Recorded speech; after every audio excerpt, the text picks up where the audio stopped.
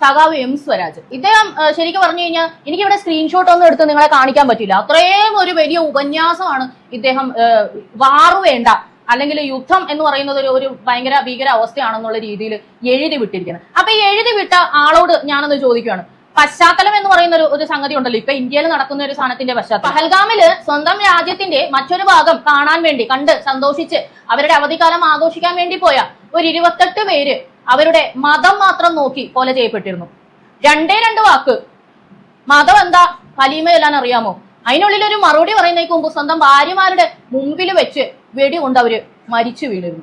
ഈ എം സ്വരാജിന്റെ ഒരു വാക്ക് നിങ്ങൾ അപ്പോഴെങ്കിലും കേട്ടായിരുന്നോ?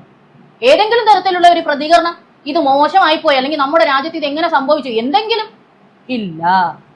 അപ്പോ നമ്മുടെ സിവിലിയൻസ് മരിച്ചതിന് യാതൊരു രീതിയിലുള്ള പ്രശ്നവും ഇല്ല. ഇതേ എം സ്വരാജ് പാർട്ടി കൊലപാതകത്തെ ന്യായീകരിച്ച് സംസാരിച്ച വ്യക്തിയാണ് അല്ലേ?